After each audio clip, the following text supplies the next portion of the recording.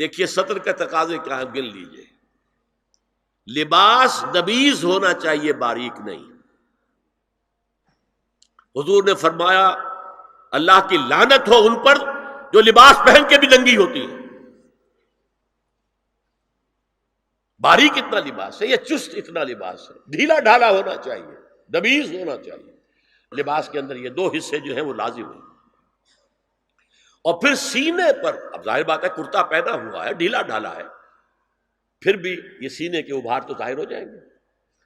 ان پر ایک اضافی اوڑھنی سر پر سے لے کر اور اپنے اس گریبان کے اوپر بکل مار لینا، تاکہ یہ جو نسوانی حسن کا دوسرا مظہر ہے، پہلا چہرہ سب سے بڑا چہرہ. اب جو لوگ کہتے چہرے کا پردہ نہیں ہے، تو خدا کے بندو پھر پردے کی ضرورت کیا ہے؟ نسوانی حسن اگر اس میں اٹریکشن ہے، وہ کہاں ہوتا ہے سب سے بڑھ کر؟ مظہر اول کون سا ہے؟ نسوانی حسن کا چہرہ ہی تو ہے. اب میں ذرا شرم کے ساتھ کہہ رہا ہوں، لیکن یہ اپنی شاعری کے کچھ الفاظ آپ کو سنا رہا ہوں. یہ لب لعلین کہاں ہوتے ہیں؟ چہرے پر ہوتے ہیں یا کہیں اور ہوتے ہیں؟ یہ عارض گلگوں یہ کہاں ہوتے ہیں؟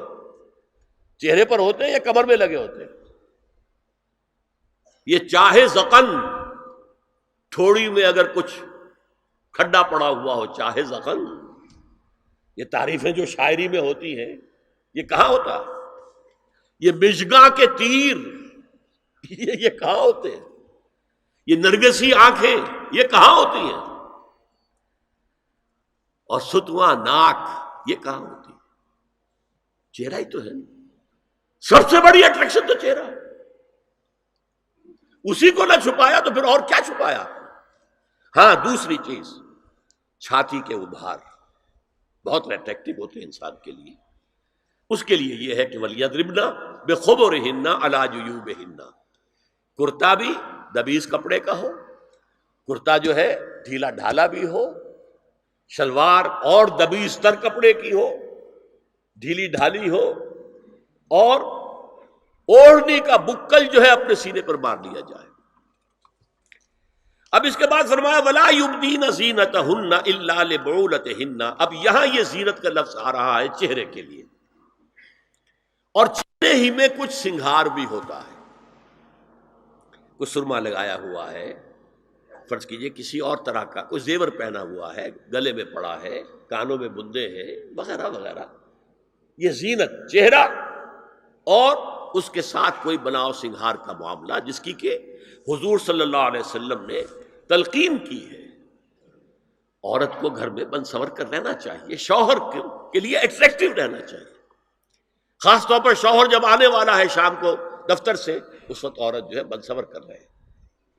اس لیے کہ اصل مقصد کیا ہے؟ جتنی بھی انسان میں سیکشول انرجی ہے وہ مرکوز رہے شوہر اور بیوی کے درمیان. یہ فلسفہ ہے، ادھر ادھر نگاہ جائے نہ. جتنا یہ bond of love in spouses کے درمیان مضبوط ہوگا، اتنا ہی خاندان کا ادارہ مضبوط، صحت مند اور اگلی اولاد کی تربیت کے لیے مثبت ماحول. اب ان کے لیے کہا گیا کہ چہرے کی زینت، اور چہرے کے اوپر اگر کوئی بناؤ سنگھار ہے، زیور ہے، تو اس کی زینت نہ ظاہر کریں. مگر اب یہ یہاں تفصیلی آئی ہے، جو محرم ہیں ان کی تفصیل، اور میں بیان کر چکا ہوں. محرم وہی ہے صرف جن سے کبھی کسی حال میں شادی نہیں ہو سکتی. بھائی سے کسی حال میں شادی نہیں ہو سکتی، باپ سے، دادا سے، چچا سے کسی حال میں شادی نہیں ہو سکتی، ماموں سے کسی حال میں شادی نہیں ہو سکتی.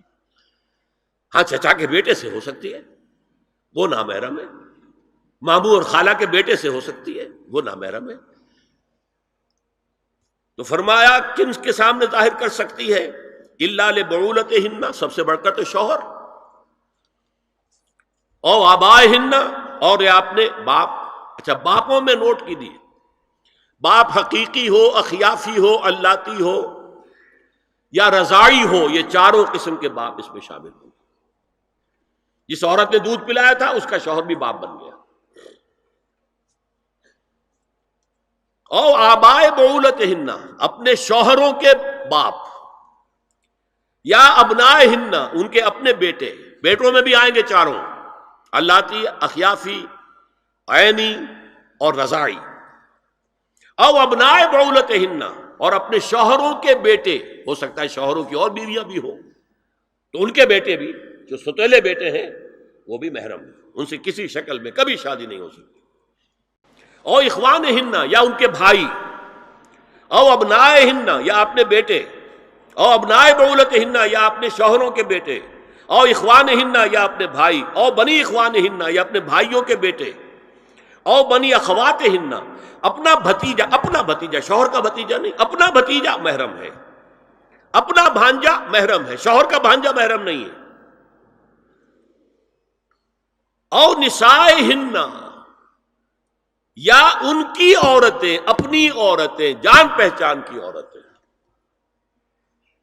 ہر عورت بھی محرم نہیں ہے، نوٹ کر لیجئے، نسائہن،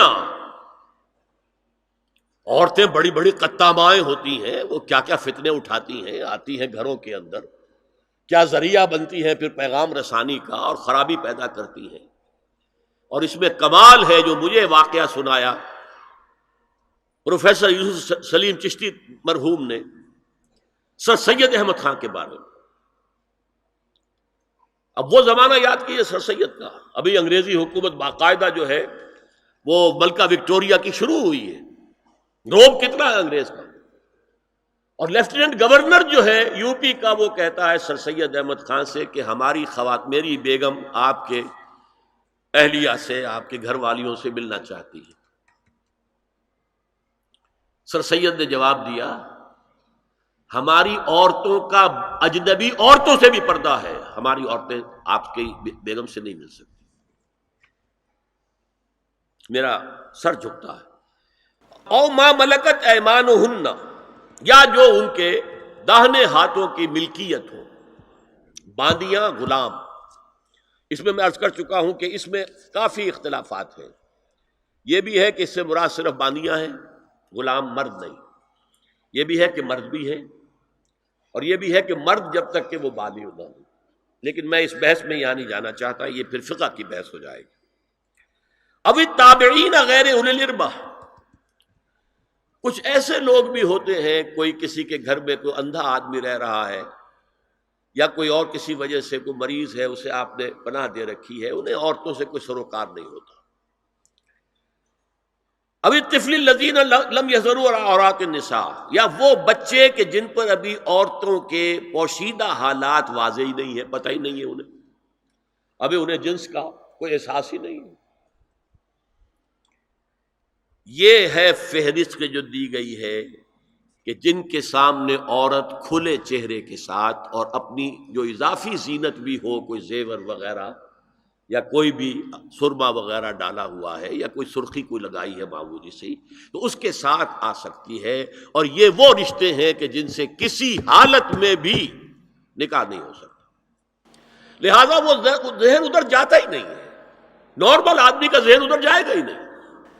ہم رہ رہے ہیں کہ اب نارمل فضا کے اندر، جس کو میں نے کہا انسیسٹ بڑھتا جا رہا ہے، اس کی مثالیں ہمارے معاشرے کے اندر بڑھتی چلی جا رہی ہیں۔ وَلَا يَضْرِبْنَ بِأَرْجُلِهِنَّ لِيُعْلَمَ مَا يُخْفِينَ مِنْ زِينَتِهِنَّ، اور چلتے ہوئے اپنے پاؤں زور سے نہ ماریں کہ ان کی زینت ظاہر ہو جائے۔ اگر کوئی پازیب پہنی ہوئی ہے، کوئی جھنجھنو وغیرہ ہے، تو اب اگر پاؤں مار کر چلے گی تو خام خواہ ذہن جائے گا بیٹھے ہوئے کا کہ کوئی خاتون جا رہی ہے، پلٹیں گے، دیکھیں گے، نگاہ دیں گے۔ یہاں تک اس کے علاوہ یہ بھی ہے، تعطر کے بارے میں فرمایا ہے کہ اگر عطر لگا کر کوئی عورت گھر سے نکلی ہے، اذا استعارت المرأة فمرت على القوم ليجدوا ريحها فهي كذا وكذا قال قولا شديدا۔ یہ ابو داؤد کی روایت، حضور نے فرمایا جب کوئی عورت عطر لگا کر، خوشبو لگا کر نکلتی ہے کہ لوگ اس کی خوشبو سونگیں یا اس پر مطلع ہو جائیں، تو ایسی ہے، ایسی ہے، بہت سخت الفاظ حضور نے استعمال کیے کہ جس کو راوی نے نقل نہیں کیا۔ هي الحلقات تحفظني بآيات من القرآن، هي الحلقات تملأني بحب المصطفى العدنان، هي الحلقات تحفظني